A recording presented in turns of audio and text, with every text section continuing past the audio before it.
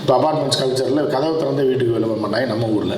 அங்கே வந்து என்னென்னா அந்த குழந்தைகள் வந்து அங்கே போய் எய்த்த வீட்டு குழந்தையோடையோ யாரோடையோ விளையாடுறதோ போகிறதோ கிளாஸ்மேட் வீட்டுக்கு போகிறதோ இதுதான் நடக்கும். அப்படி அந்த குழந்தை வந்து அந்த தெருவை தாண்டி போகுது. அந்த சிசிடிவி காட்சிகள் பின்னர் கிடைத்திருக்கு. போகும்போது இவனுடைய சிசிடிவி காட்சி அந்த குழந்தைக்கு என்ன வாங்கி கொடுத்தான்றதை போலீஸார் ஒருத்தனோட திட்டமாக அதுக்கு என்ன தெரியும் குழந்தைக்கு. அப்போ குழந்தைய தவறாக இது பண்ணும்போது அது துள்ளி குதிச்சு இது பண்ணும்போது இவங்க மடக்கி அதை இது பண்ணுறாங்க. மடக்கி பிடிச்சி கையை காலெலாம் மடக்கி ஏதோ பண்ணிடுறாங்க. பண்ணதுக்கப்புறம் என்ன அது மூர்ச்சையாகி மயக்கமாயிடுது. மயக்கமானவொடனே இவன் என்ன பண்ணுறான், இவங்க 2 பேரும் அவனுக்கும் அந்த இது வந்துடுது. ஸோ 2 பேரும் சேர்ந்து ஏமா 9 வயசுக்குள்ளே காணா அப்படின்னா எங்கேம்மா போகும் சொல்லுமா, அது எங்கே போய் விளையாடும், யார் யார் ஃப்ரெண்டு அப்படி இப்படின்னு கேட்டுருப்பாங்க. இதுதான் யதார்த்தமாக நடந்திருக்கும். இப்படியே டீலில் விட்டாங்க. அடுத்த நாள் வந்து இதோட சீரியஸ்னஸ் பயங்கரமாக ஆன உடனே இது அந்த ஏரியா ஃபுல்லாக பரவன உடனே அந்த மக்கள்லாம் சேர்ந்து சாலை மறியல் பண்ணுற அளவுக்கு போயிடுறாங்க. இந்த தமிழிசைன்னு ஒருத்தர் இருக்காங்கல்ல கவர்னர், அந்த அம்மா எதுனாலும் 4 மைக்கை பார்த்தா போதும் ஒரு வியாதி மாதிரி. ஒரு கவர்னர் இப்படிலாம் வந்து கொண்டு வந்து பேட்டி கொடுக்கலாமா, இது கண்டதெல்லாம் பேசலாமான்றதெல்லாம் அந்த இதெல்லாம் அவங்க பார்க்க மாட்டாங்க. யார் பார்க்கக்கூடிய அந்த ஆளே காணா. ஃப்ரெஞ்சை சேர்ந்த ஒரு பெண்ணை வந்து இங்கே வந்து அவர் ஆசிரமத்தில் தங்கி டெய்லி சைக்கிளிங் போவான். இளம் வயது பெண், கல்லூரி மாணவி. போயிட்டு வந்துட்டு இருக்கும்போது ஒரு நாள் பார்த்து தூக்கிட்டாங்க. தூக்கி முழுப்புதரில் போய் 2 பேர் அவளை கற்பழித்து விட்டாங்க. கற்பழித்து அவள் பார்க்கும்போது அவர் சைக்கிளை தள்ளி விட்டுருக்காங்க. தள்ளி விட்டு அப்படியே வாயை பற்றி முழு இதுக்குள்ளே கூப்பிட்டு போயிட்டாங்க புதருக்குள்ளே. ஸோ அப்போ அவள் பார்க்கும்போது அந்த பைக் யமஹா பைக்குன்னு மட்டும் தெரிஞ்சிருக்கு.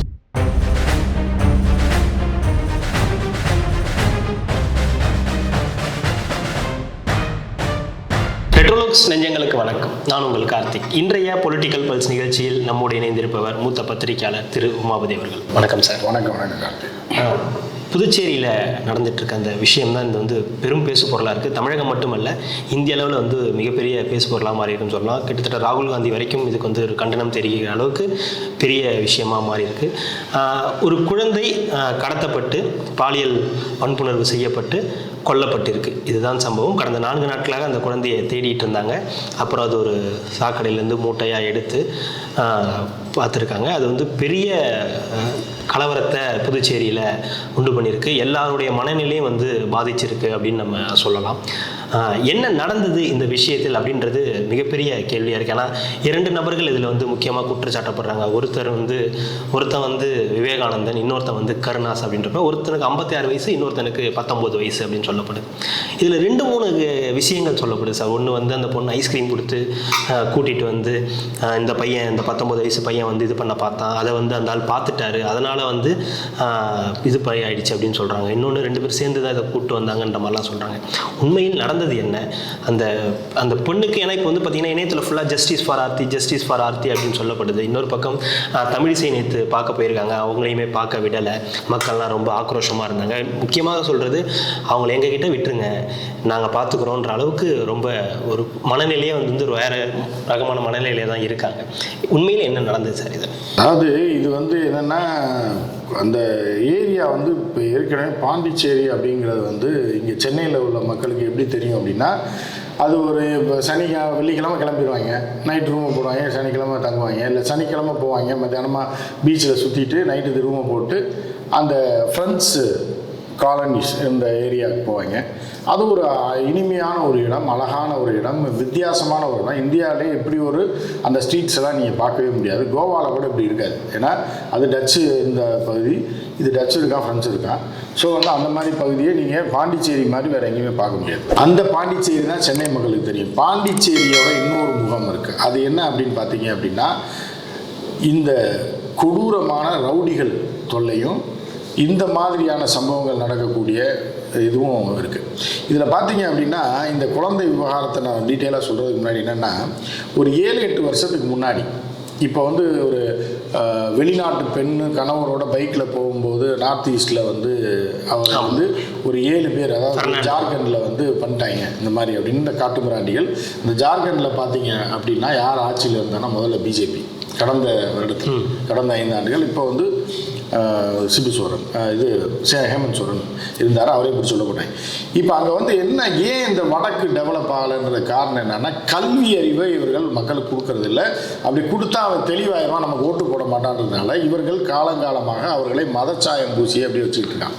ரைட்டா? இதனால தான் அங்கே தொடர்ந்து நடந்துக்கிட்டு இருக்கு. இன்னும் அந்த பகுதி முன்னேறாமல் இருக்குது. அதே மாதிரி தான் பாண்டிச்சேரியில் கிட்டத்தட்ட பார்த்தீங்க அப்படின்னா ரவுடியிசம் வந்து கிட்டத்தட்ட இன்றை வரை 80களில் மதுரையிலையும் திருநெல்வேலியிலையும் எந்த அளவுக்கு ரவுடிசம் இருந்ததோ அது வந்து இப்போ முடிஞ்சு போச்சு, அழிஞ்சு போச்சு. அந்த இதெல்லாம் எல்லாம் படித்த வந்து வேறு மாதிரியாக ரூபத்துக்கு போயிடுச்சு. ஆனால் இன்னும் பாண்டிச்சேரியில் ரவுடிசம் பயங்கரமாக இருக்குது. அந்த பாண்டிச்சேரி தனி.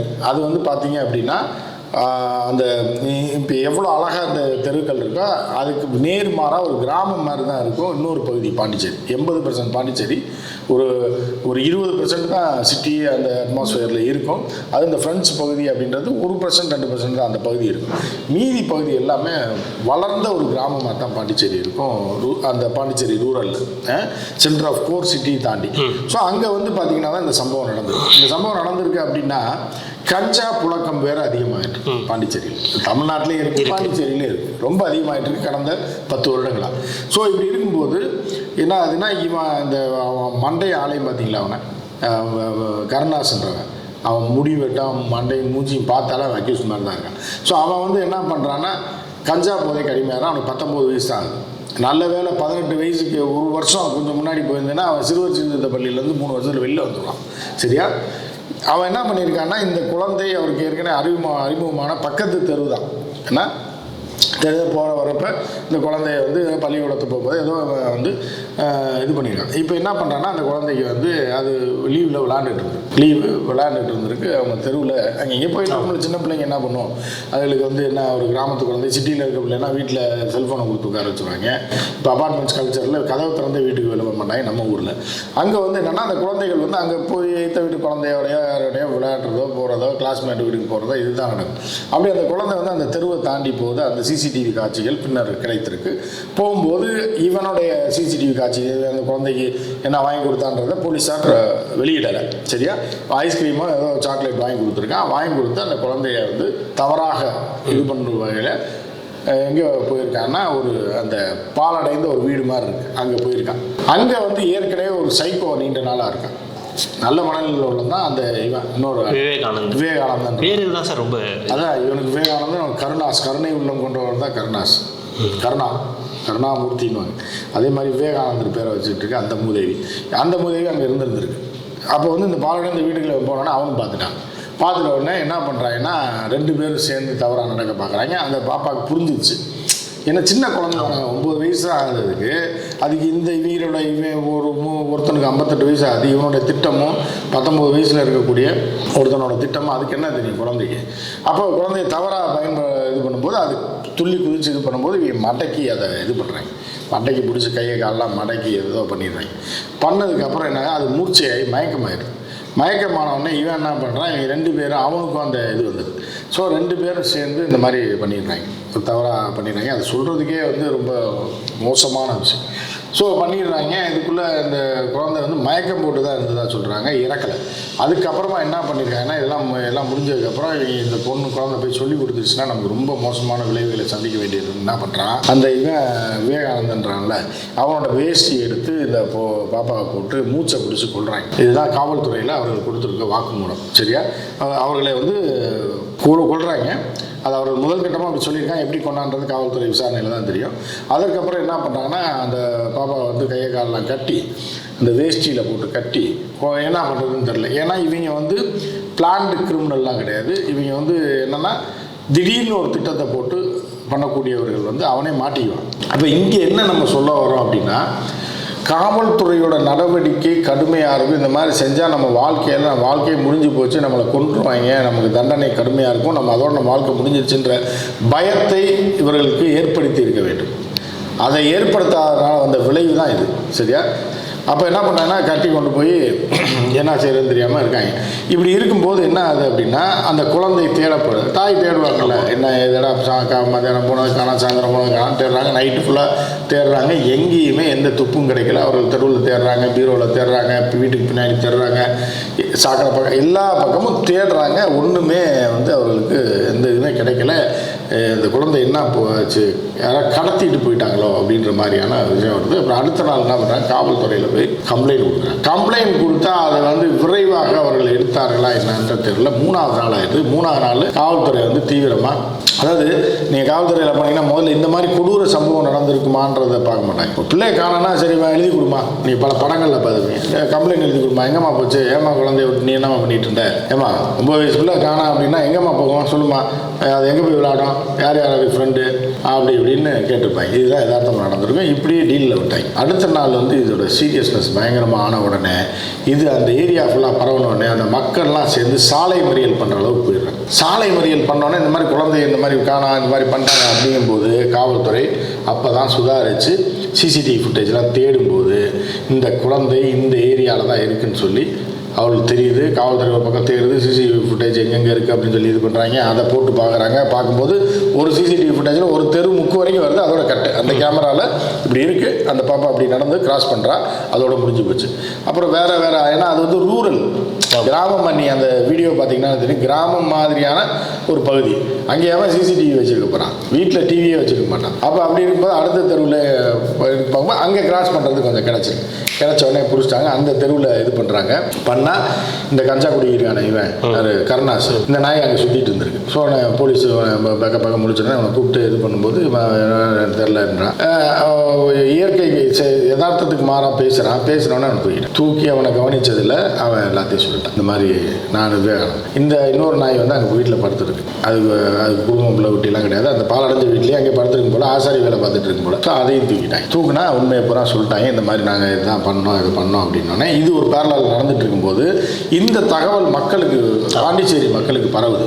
பாண்டிச்சேரியை நான் 2 விதமாக சொன்னேன். ஒன்று வந்து ஒரு அழகான ஒரு பகுதி, இன்னொரு பகுதி கேடுகட்ட இந்த போலீஸோட கையாளாகத்தனத்தினால என்ன ஆகுதுன்னா, ஒரு பக்கம் வந்து ரவுடிசம் பயங்கரமாக இருக்கக்கூடிய அப்பப்போ கொலைகள் வந்து தொடர்ந்து நீங்கள் ஒரு மாதத்துக்கு பாண்டிச்சேரியில் நடக்கக்கூடிய சம்பவங்களை பார்த்தீங்கன்னா தெரியும். கோஷ்டி மோதல், கொலைகள், திடீர்னு சாகடிச்சிட்டு போய் அவனையா போட்டு தெளிவாங்க. ரவுடிசம் வந்து பயங்கர ஜாஸ்தி. ஸோ அப்படி இருக்கும்போது இன்னொரு பாண்டிச்சேரி என்ன அப்படின்னா, உணர்வுபூர்வமாக தமிழ் உணர்வு, திராவிட உணர்வு கொண்ட ஒரு பெரிய கூட்டங்கள். அவர்கள் வந்து என்னென்னா, அவர்கள் தான் பாண்டிச்சேரியை காப்பாற்றிட்டு இருக்காங்க. அவர்கள்லாம் கொந்தளிச்சு போய் வந்து மிகப்பெரிய அளவில் பாண்டிச்சேரி முழுவதுமே ஆங்காங்கே போராட்டங்கள் நடக்கும். கம்யூனிஸ்ட் கட்சியை சேர்ந்தவர்கள், திராவிட இயக்கங்களை சேர்ந்தவர்கள்லாம் சேர்ந்து பெரிய அளவில் எல்லா இடத்துலையும் சாலை மறியல், பாண்டிச்சேரியை ஸ்தம்பிக்குது, தடியடி நடக்குது. இந்த நேரத்தில் தான் இந்த தகவல் வெளியே வந்து ஆளை பிடிச்சிட்டோம் அப்படின்னு வந்தோடனே மக்கள் இன்னும் கொந்தளிச்சா நேராக பார்த்தீங்கன்னா இந்த தமிழிசைன்னு ஒருத்தர் இருக்காங்கல்ல, கவர்னர், அந்த அம்மா எதுனாலும் 4 மைக்கை பார்த்தா போதும் ஒரு வியாதி மாதிரி. ஒரு கவர்னர் இப்படிலாம் வந்து கொண்டு வந்து பேட்டி கொடுக்கலாமா, இது கண்டதெல்லாம் பேசலாமான்றதெல்லாம் அந்த இதெல்லாம் அவங்க பார்க்க மாட்டாங்க. யார் பார்க்கக்கூடிய அந்த அம்மா ஆளே காணா, வரவே இல்லை.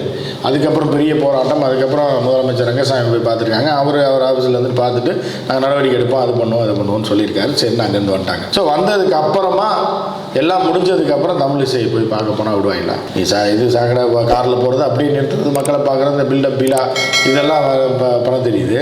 ஒரு சம்பவம் நடந்திருக்கு. 3 நாட்கள் உங்களுடைய அதிகாரத்தின் கீழ், மத்திய அரசின் அதிகாரத்தின் கீழே பாரதிய ஜனதா கட்சி கூட்டணி ஆட்சி நடக்கக்கூடிய ஒரு மாநிலத்தில் இந்த மாதிரியான ஒரு கேடுகட்ட சம்பவம் நடந்திருக்கு. அப்படிங்கும்போது இதில் என்னென்னா, தமிழிசை அப்புறம் லேட்டாக போனால் எப்படி விடுவாங்க? ஒரு குழந்தை இழந்திருக்கிறாங்க, இந்த மாதிரி கொடூரமான சம்பவம் நடந்தவருக்கு எப்படி விடுவாங்க? விடலை. ஸோ இப்படி தான் போயிருக்கு.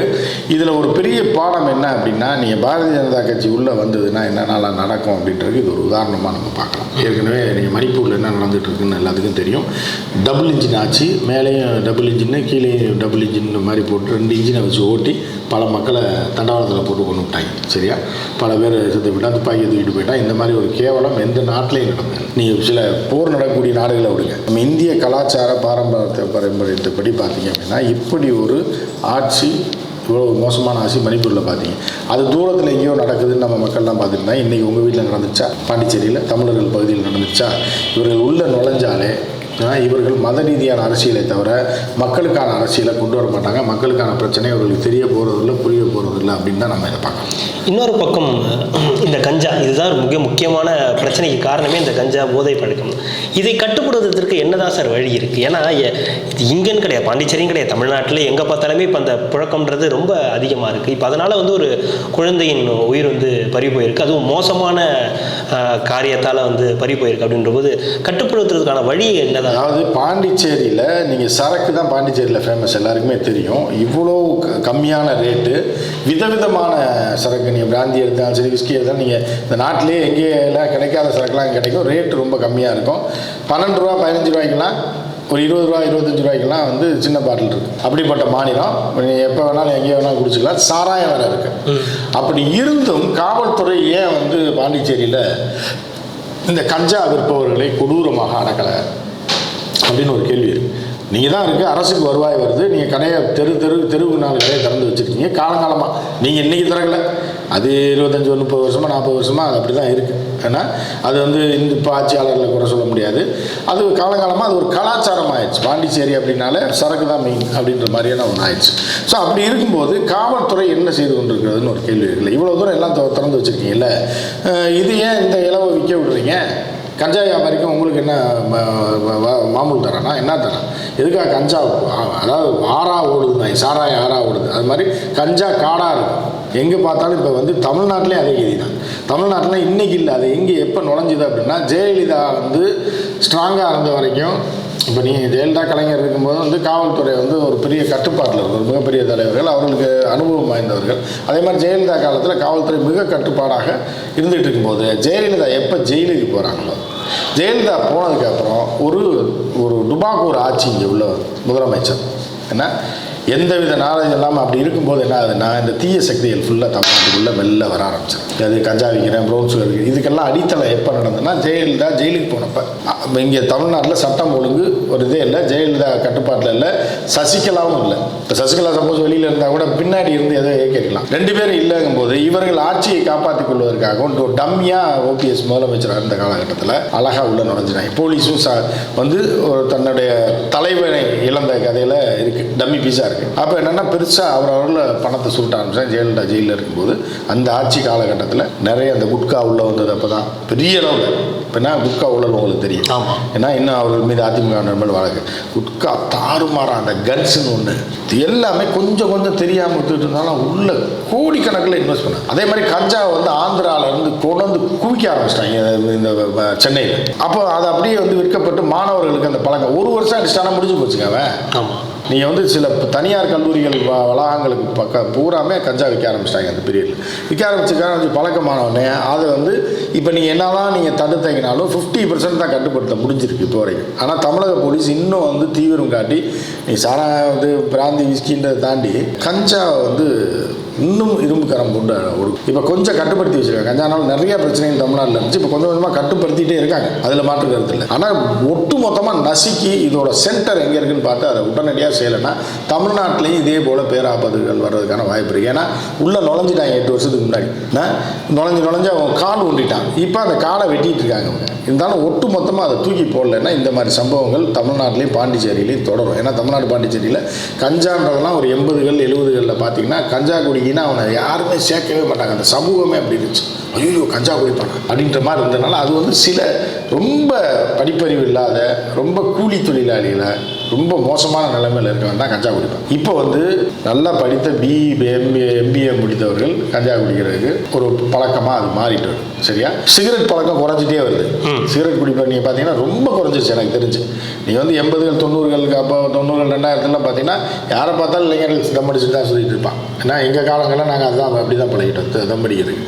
இப்போ பார்த்தீங்கன்னா இளைஞர்கள் வந்து சிகரெட் குடிக்கிறது இல்லை, சத்தம் இல்லாமல் இப்போ வேறு போதைப் பொருள்களுக்குள்ளே இறங்கி இந்த மாதிரியான ஒரு சூழல் இருக்குது. இதை வந்து அரசு வந்து இந்த சமூகமே ஒரு மாதிரியான மாற்றத்தில் இருக்குது. போலீஸார் வந்து தீவிரமாக நடவடிக்கை தான் தமிழ்நாடு பாண்டிச்சேரியில் இந்த கஞ்சாவை ஒழிக்க முடியும். இந்த கஞ்சாவை ஒழிக்கலை அப்படின்னா நீங்கள் சரக்கு அடிச்சிங்கன்னா டக்குன்னு போலீஸ் கண்டுபிடிச்சிடலாம். ஸ்மெல் அடிக்க குடிச்சிருக்காங்க இங்கே போனால் எதாவது பண்ணிடுவாங்க. ஆனால் கஞ்சா வந்து ஸ்மெல் அடிக்காது, எதுவுமே தெரியாது. குடிக்கும்போது எங்கிட்ட போய் குடிச்சிடுவாங்க. அதுக்கப்புறம் அவன் ஒரு போதையில் இருப்பான், ஆனால் எந்த ஸ்மெல்லுமே தெரியாது. அப்போ அவன் நல்லவனா கெட்டவனா என்ன பண்ண போகிறான்னு யாருக்குமே தெரியாது. இப்போ இங்கே கூட பார்த்தீங்கன்னா இந்த ரோட்டில் இருக்க காரை அடித்து கண்ணாடியை உடைக்கிறது, இது பண்ணுறது, பைக் எடுத்துகிட்டு ரேஸ் போகிறது, இது பூராமே 75% கஞ்சா அடிப்படையாக தான் வச்சிருக்கு. எனவே தமிழக அரசு வந்து இன்னும் இரும்பு கரம் கொண்டு இவைகளை அடியோடு நசுக்கி தூக்கி போடணும். கட்டுப்படுத்துறது மட்டும் இல்லாமல் போடணும். அதே மாதிரி பாண்டிச்சேரி அரசு வந்து இதில் வந்து ரங்கசாமி அவர்கள் வந்து என்னென்னா இத்தனை நீண்ட அனுபவம் வாய்ந்தவர். அவர் வந்து பாண்டிச்சேரியில் 2-3 முறை CM இருந்தவர். அவருக்கு தெரியுமா தெரியலையா அப்படின்னு தெரியல. இந்த தமிழிசை இருக்காங்களே, எதுக்கெல்லாம் போய் டெல்லியில் போகிறீங்க, அதை பண்ணுறீங்க இதை பண்ணுறீங்க, என்ன கண்டதுக்கெல்லாம் மைக்கை காட்டினாலே பேட்டி கொடுக்குறீங்கல்ல, இதன் முதல்ல நசுக்கி தூக்கி போகிறது வெளியே பாருங்கள். இல்லைனா பாரதிய ஜனதா கட்சி திருப்பி 0க்கு போய் காணாமல் போயிடும் அப்படின்றத நம்ம சொல்லிக்கிறோம். இதில் இன்னொரு விஷயம் என்னென்னா இந்த முறை மக்கள் புரிஞ்சுக்கிட்டாங்க. பாண்டிச்சேரி மக்கள். இந்த ஒரு சம்பவம் வந்து ஒரு மிகப்பெரிய ஒரு புரட்சி மாதிரியான ஒரு வேலையை ஏற்படுத்தியிருக்கு. இதில் இப்போ தான் நடக்குதா அப்படின்னு நீங்கள் பார்க்கணும். இப்போ நீங்கள் வந்து எந்த அரசாங்கத்தை இப்போ பாரதிய ஜனதா ஆட்சியில் தான் இப்படி நடக்குது அப்படின்னா இந்த மக்கள்லாம் எங்கேயோ வந்து குடிபெயர்ந்து வந்து பாரதிய ஜனதா கட்சி ஆட்சியில் இங்கே விதைக்கப்பட்டு முளைச்சிருக்காங்க அப்படிலாம் கிடையாது. அந்த மக்கள் அங்கே தான் வாழ்கிறான். எப்போ சட்டம் ஒழுங்கை டைட் பண்ணும்போது அந்த மக்கள் நல்ல ஒரு இதில் போவாங்க. சட்டம் ஒழுங்கை லூஸ் பண்ணிங்கன்னா ரவுடிஸ், இந்த கட்டப்பகாரன், இந்த கஞ்சா குடிக்கு கஞ்சா வைக்கிறவன் எல்லாமே மேலே வந்துடும். இதுதான் நீங்கள் முதல்ல இங்கே மேலே டைட் பண்ணுங்கள். ரெண்டாவது என்னென்னா இதே மாதிரி ஒரு சம்பவம் வந்து என்னென்னா ஒரு 7-8 வருஷத்துக்கு முன்னாடியே நான் சொன்னேன்ல வடகிழக்கில் ஒரு ஃபேமிலியை கற்பழிச்சிட்டாங்க அந்த பொண்ணை 7 பேர். அதே மாதிரி பாண்டிச்சேரி நடந்திருக்கு. இன்னைக்கு வரைக்கும் ஆளை பிடிக்க முடியல. ஃப்ரெஞ்சை சேர்ந்த ஒரு பெண்ணை வந்து இங்கே வந்து அவர் ஆசிரமத்தில் தங்கி டெய்லி சைக்கிளுக்கு போவான். இளம் வயது பெண், கல்லூரி மாணவி. போயிட்டு வந்துட்டு இருக்கும்போது ஒரு நாள் பார்த்து தூக்கிட்டாங்க. தூக்கி முழுப்புதரில் போய் 2 பேர் அவளை கற்பழித்து விட்டாங்க. கற்பழித்து விட்டு அவள் பார்க்கும்போது அவர் சைக்கிளை தள்ளி விட்டுருக்காங்க. தள்ளி விட்டு அப்படியே வாயை பற்றி முழு இதுக்குள்ளே கூப்பிட்டு போயிட்டாங்க புதருக்குள்ளே. ஸோ அப்போ அவள் பார்க்கும்போது அந்த பைக் யமஹா பைக்குன்னு மட்டும் தெரிஞ்சிருக்கு. அவள் போலீஸில் அதான் சொன்ன ஆள் எப்படி இருப்பாங்க, யமஹா பைக்குன்னு மட்டும் சொன்னார். கடைசி வரைக்கும் அவள் நம்பர் தெரியல. கடைசி இன்று வரை அப்போ யாரையுமே பிடிக்க முடியல. அந்த பொண்ணு அப்படியே இருந்து கம்ப்ளைண்ட் கொடுத்துட்டு நீ இந்த பக்கமே வரமாட்டேன்னு ஃப்ரான்ஸுக்கு போயிட்டான். ஸோ இப்படிப்பட்ட சம்பவங்கள் தொடர்ந்து பாண்டிச்சேரியில் இன்றைக்கி நேரத்தில் தொடர்ந்து நடந்து கொண்டே இருக்கிறது. காவல்துறை கடுமையான அந்த பிராந்திக்காரன் கொண்டு போகிறவனை பிடிச்சி காசு வாங்குறதை விட்டுட்டு முதல்ல இந்த மாதிரி சட்டம் ஒழுங்கு பிரச்சனையும் இந்த ரவுடிஸ் பிரச்சனையும் ஒழிச்சாதான் பாண்டிச்சேரி உட்படும். கண்டிப்பாக சார். அதே மாதிரி அந்த குற்றவாளிகளுக்கு அதிகபட்ச தண்டனையை வந்து வழங்கணும்னு சொல்லி அதில் எல்லா பக்கமும் வந்து மக்கள் கையில் கிடச்சிருந்தாங்க அவங்க அங்கேயே அடிச்சே கொண்டிருப்பாங்க. மக்கள் இருந்த கடுப்புலையே அந்த ஏரியாவில் இருந்த மக்கள், ஏன்னா இது வந்து உணர்வுபூர்வமான விஷயம். எல்லார் வீட்லேயும் குழந்தை இருக்குது. ஒரு பச்சை குழந்தை 9 வயசு பிள்ளைய வந்து இந்த மாதிரி பண்ணியிருக்கான் அப்படின்னா அவனை சிக்கியிருந்தாங்கன்னா 2 பேரும் மக்கள் கையில் சிக்கியிருந்தா சட்னி ஆகியிருந்தாங்க. அதோட ஏதோ அவன் தப்பிச்சு காவல்துறை வந்து போய் மீட்டு கொண்டு போய் சட்டத்தின் முன்னாடி நிறுத்தியிருக்கு. ஸோ காவல்துறை வந்து எஃப்ஐஆர் போடுறதுலையும் சரி, நீங்கள் சார்ஜ் ஷீட் போடுறதுலையும் சரி அவர்களுக்கு கடுமையான தண்டனை கிடைப்பது மாதிரியான விஷயங்களை பண்ணணும் அப்படின்னு நம்ம கேட்டுக்கோம். கண்டிப்பாக அவர்களுக்கு வந்து கடுமையான தண்டனை கிடைக்கணுன்றது எல்லாருடைய கோரிக்கையாகவும் இருக்குது. அதுதான் சரியான தீர்வாகவும் இருக்கும்ன்றது தான் உண்மை. மிக்க நன்றி சார். இவ்வளோ நேரம் உங்களுடைய நேரத்தை ஒதுக்கி எங்களுக்காகவும் ரெட்ரோலுக்ஸ் நேயர்களுக்காகவும் பல்வேறு கருத்துக்களை பகிர்ந்தமைக்கு ரெட்ரோலுக்ஸின் சார்பாக மிக்க நன்றி.